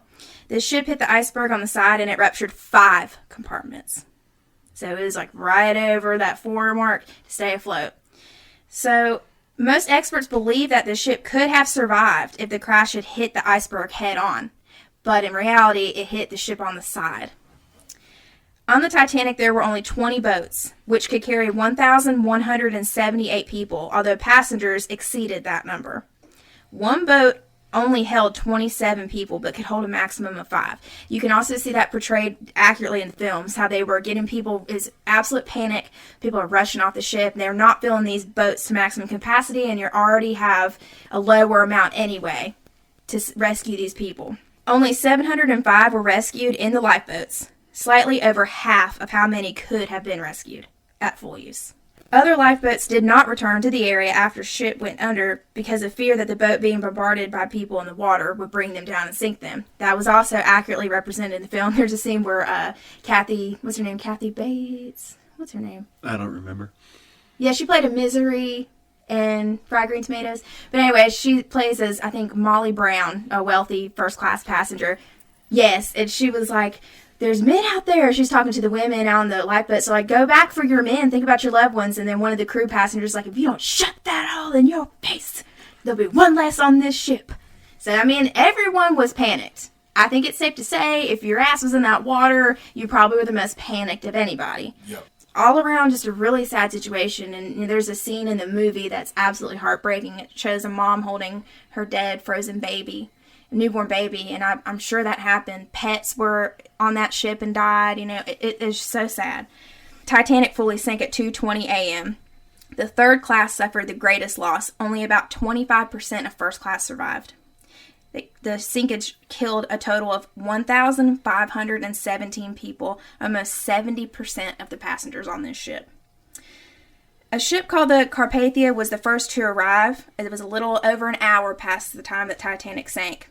The White Star chairman sent a message to White Star Line's offices stating, "Deeply regret, advise you, Titanic sank this morning, 15th after collision iceberg, resulting serious lost life. Further particulars later."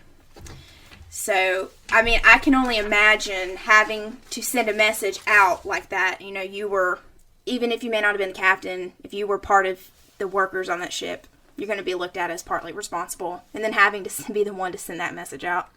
But in the aftermath, in 1913, International Conference for Safety of Life at Sea came into effect. And this requires every ship to have lifeboat space for every passenger. It requires that lifeboat drills be held before each voyage. And it requires that ships maintain 24-hour radio watch. Now, I remember back when we first started our podcast in general, one of the things we talked about was if we discussed true crime cases, and I would consider this a true crime case, it's always done to educate. And I've always said that talking about true crime can help us learn for the future. And I think this fact right here is just an example of that. It was a horrible tragedy that over 100 years later, people have never forgotten about. But there's things that we learned from it and have done for the better moving forward. An interesting fact, the wreckage lies in international waters, and it's outside of any jurisdiction of any country. And I don't know about y'all's thought process on this, but I thought maybe that was a reason why the Titanic hasn't been brought up to the surface. Because I had heard people talk before about possibly going down to get the Titanic and taking it to a museum or something, but that never happened. I don't know if that's because of this fact right here. Or it'd be a pain in the butt to get that thing to come back up. Or if it would like disintegrate. I don't know, but just kind of a thought I had. So, all that said, those are the facts about what happened of the Titanic sinking and the tragedy with that. But the theories, that's the fun part. So, I'm just going to throw it out here. This is the one that I believe. But this first theory is that the Titanic sinking was intentional. It was an insurance fraud scheme. Now, obviously, they didn't mean for people to die. That was not the goal. But, you remember I said earlier, White Star Line had 2 other ships in addition to Titanic, the Olympic and the Britannic. The Olympic had already had some damage done on it long after it was constructed. It collided with another ship called the Hawk. The collision caused leakage of 2 watertight compartments and twisted a propeller shaft. And it stayed afloat, but it had some severe damage. And this is right after they poured all this money into building it. It earned a reputation of White Star Line ships being unsinkable. This is why, and even in the movie, Titanic is unsinkable. Nobody could sink this ship. I think in real life, this is how it got that reputation. For all the damage from the Olympic, and it still didn't sink. That's where it got that from. But people consider this a financial disaster from all the damage on the Olympic. But the theory goes that since the Olympic was too damaged, it couldn't be profitable. So in turn, they used the Olympic for the Titanic voyage. So really, the Titanic was really the Olympic. They swapped them out and purposely crashed the ship to get insurance money, claiming to be the Titanic ship and therefore earning some money. The critique on this theory, though, is that the Titanic's insurance wasn't enough to cover the financial damage from the Olympic. Reports that Titanic wasn't insured for its entire construction value. So apparently, Titanic cost $7.5 million to build, and this is back in 1912. But it was only insured for $5 million. So really, you would lose some money. But which one is worse, having no money at all or get at least a little bit of it back? You know what I'm saying? There's also claims that the construction ID number matches the Titanic. So Titanic's construction ID number was 401 and Olympic's construction ID number was 400. And supposedly the numbers match up. It was really the Titanic and, yada yada. But I don't know. I believe this one. What do y'all think? I can believe it. To a certain degree, they didn't give a shit about if you were second class or third. You'd gotten barely basically anything. Did you know that second and third class did not get lunch on that ship? Damn. They literally thought, poor people don't eat lunch. They don't get it. You got breakfast and you got dinner. That's all you got. I'm dead serious. Look it up. That is They insane. didn't get lunch. Third class only got potatoes and toast. That's all they got. Carbs. I mean, and you know what the first class got for dinner on the Titanic? Lobster. 10-course meals. 10-course meal? Night. Every night. Do I think... I've never had a 10-course. I haven't even had a 7-course meal or a 5-course meal. Okay.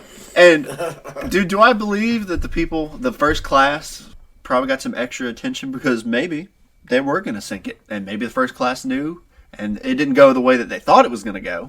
It's possible. Yeah, like the whole point of this theory to keep in mind is that this is why a lot of people dismiss it. So, like, there's no way people would intentionally kill people. They did not mean to kill people. They thought that they were going to probably have an issue. We've got lifeboats. Yep. And we'll get everybody to safety. And we'll claim it as a total loss. Yep. Ugh. But to add to that, I did hear that there was a famous banker. That's going to be the next one. My bad. No, you're good. No, not going to say nothing. No, you're good. No, you go. But y'all keep that in mind, though, because all this surrounds money. Yeah. I'll just keep going before I get my thoughts. Okay. And like I said, too, earlier, I mean, there was no kind of testing or anything on, the lifeboats before that law came into effect. So, I mean, I personally think everything boils down to money. I think it always has and always will. And that brings me into the second theory about the Titanic was that J.P. Morgan planned the disaster to kill fellow wealthy rivals. White Star Line was bought by International Mercantile Marine Company, which was owned by J.P. Morgan. J.P. Morgan comes from a family of wealth. He was a banker. His millionaire rivals were Jacob Astor, who was into business and real estate, and these are like millionaires. Isidore Strauss, co-owner of Macy's department store. Whoa. Yes. And Benjamin Guggenheim. I think I said that right. And he was also known for business. Supposedly, J.P. Morgan wanted to kill them because they opposed the Federal Reserve, which is the banking system. J.P. Morgan was going to be a passenger on the Titanic, but backed out at last minute. So some critiques of this theory, though, is that there's no explanation as to how he caused the ship to hit the iceberg or how he caused the crash to be set up. But once again, this all goes down to money. And if you have money, that's considered to be a position of power. So this one, I kind of like have a neutral stance on because I think it kind of like has similar themes as to the first theory, the one that I definitely believe in. But yeah, I mean, and you think about too, like if you already are powerful and you're wealthy, that gets in your head and you want more and more and more. So if you've already got other people who are kind of like you and they could be stealing your limelight, it makes sense that you want to kill them off. Thoughts? If I may. Go ahead. I'm thinking. I think your logic is sound that maybe he doesn't want them there. But if he is as rich and powerful, there are much more efficient and cheaper ways of killing his rivals than setting up this elaborate boat. Because you could just as easily have someone on the boat and just pay one person to kill him in the international waters. True. So, like, why would he go through all that? Yeah, this is too much. Or just push him off the boat. That's what I was thinking. Because he's going to die. They're going to die. I mean, it's a matter of minutes. Yeah. Speaking of I know we've been to it. Have you ever been to the Titanic Museum in Pigeon Forge? No, but I really want to go. Recommend it. It's a nice Absolutely recommend it. Totally worth it. It's expensive. It's worth it. Okay. The amazing You could things probably you get a can military see. discount. Yeah. The amazing things you can see in there. And they actually have a special room designed for that guy, the owner of Macy's. He did die. But they offered him a space on the boat, and he turned it down.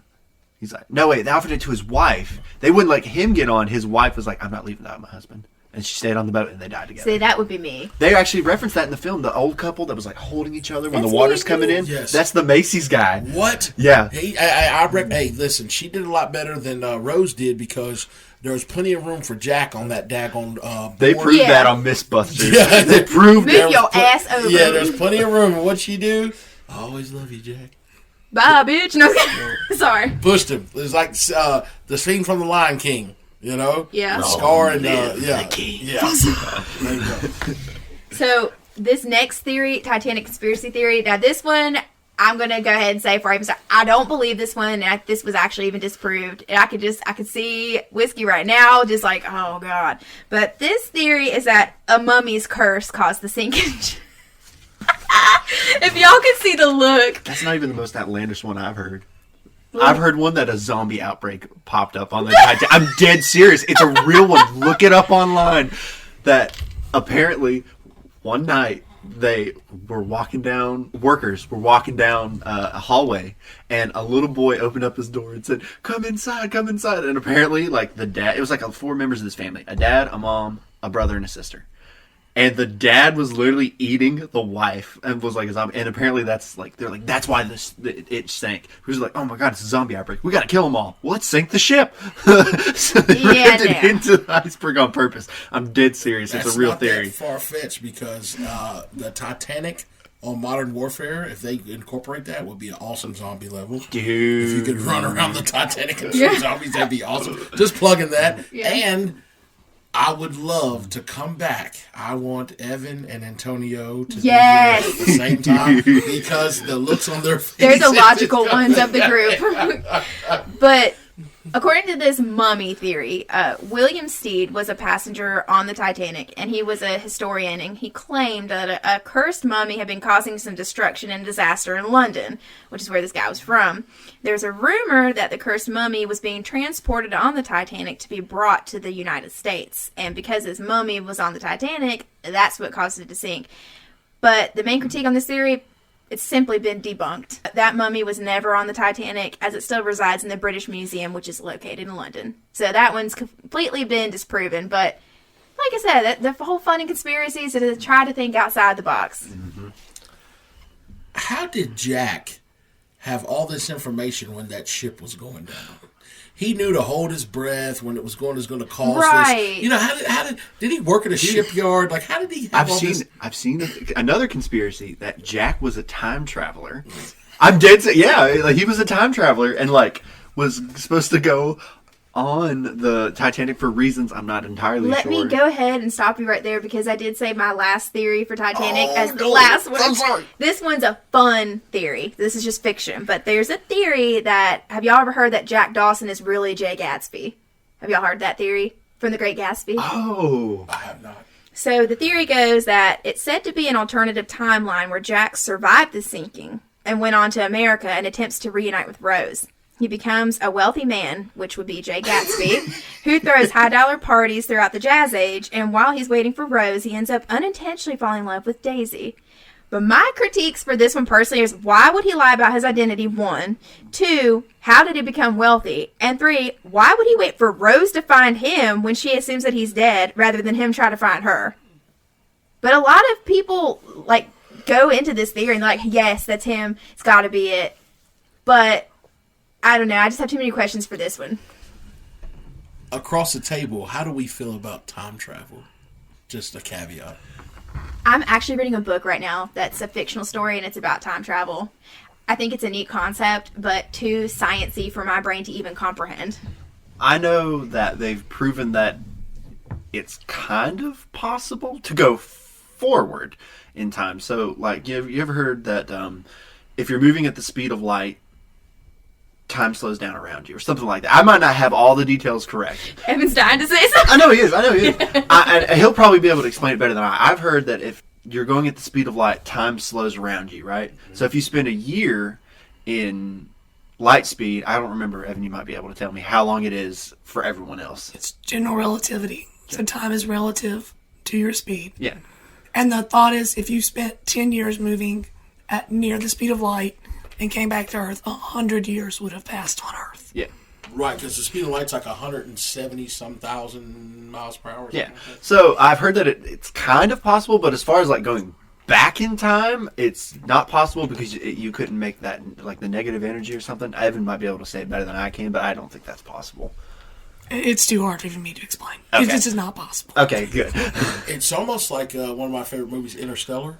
Oh, yeah, that's a good movie. Right, because what you just said, time's relative. So the time that they spend away from the ship, you know, he's like, that ain't a mountain, that's a damn wave. And when they got back, old buddy was great. Right. You know, that broke my heart. You know, my best friend Travis showed me that movie because he loved it, and I'm not gonna lie, it was a great movie. But my head was like that loading GIF where like everything's loading. That's my brain the whole time watching it. I've watched it several times, and I still find something different like each time, or a theory. Mm-hmm. And like my buddy Gary Doss I had on the show, he knows a lot about space. I'd love to have both of y'all on the show. But he's a cool dude. He knows a lot about space, and he was telling me about how the end of our known universe right now is like 13-some billion light years away. If we traveled to that point, if we could get there, the universe would have already expanded another 13 billion from that. Because by the time we got there, it's ever expanding. So we could never catch the end of our known universe. I think the new telescope they just put up, they were actually wrong. Our universe is bigger than they actually originally thought it was. Wow. But if I may, I wanted to go back to curses. Yes. Because there's another theory about the Titanic that every single one of the, I guess, ships in its family were cursed because its sister ships also sank. Is that coincidence or coincidence? I think not. But the Britannica, I think, got sunk in World War I. Yes, carrying passengers. And I can't remember what happened to the Olympic. I think it also eventually sank too. The damage, right? So I think every single one of its sister ships got sank too. That is horrible. My mind is like blown right now. This is nuts. Yeah. So overall, what do we think? Did the Titanic intentionally sink? Yes or no? I'm going to say it did not intentionally sink. So you can give this one a thumbs down. Oh, I'm sorry. It didn't. Yeah, somebody did that. My bad. Yeah. Thumbs up. Somebody did Now, let's clarify again. This does not mean, out of respect for people who lost lives, does not mean that it intended for people to die. But simply just, did the Titanic intend to sink? Yes or no? You give it a thumbs up. You thought it intentionally was sunk. Whiskey, what are your thoughts? I'm going to ask you one question. I'm nervous. And I'll let you answer. Have you ever been driving late at night and seen a big truck pass you going the speed limit? No. Okay, there you go.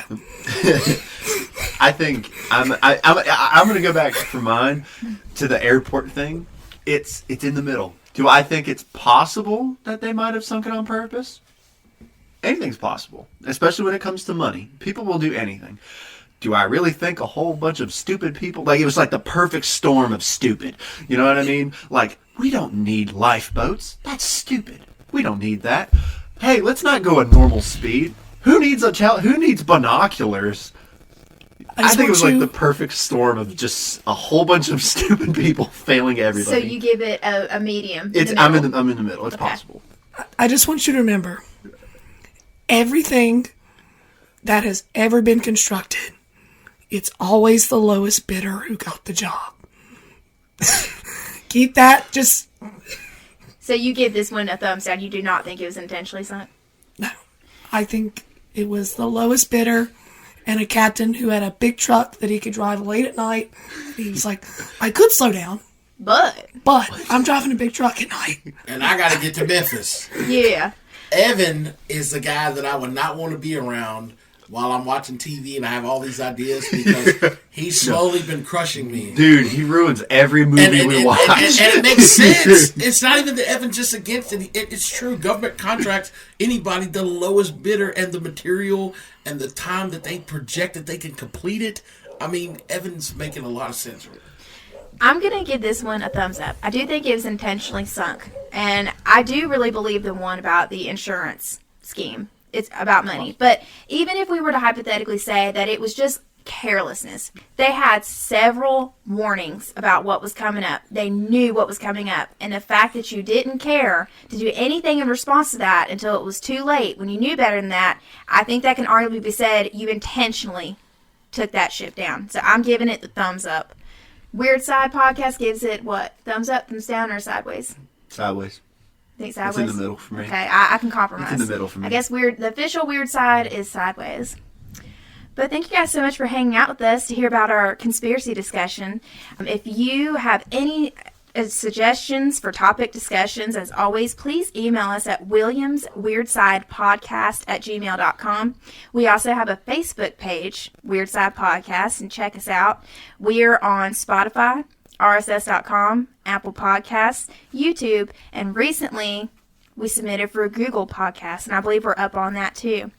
Make sure you give a shout out to Derek Nowlin of Steak and Sauce Podcast. If you're looking for a good, hilarious, fun time about real life issues, real life situations, and just need real life advice about them with a funny ass twist to it, please check him out. You will not be disappointed. And go see him do stand up at Bradford, Blacksburg, and Roanoke for a good old laugh. I know me and Hannah went to one of his shows last night, and it was fun. It was fun. And for Evan, we will definitely be having him back again, and hopefully on a future episode with Antonio, because he is very logical. He told you in the beginning what his expertise were, so if you have any suggestions for Evan that you'd like for Evan to talk about, once again, email us please at williamsweirdsidepodcast@gmail.com. All you listeners out there, stay weird. Stay weird. I'm Taylor. And I'm Hannah. And together we are Weird Side Podcast.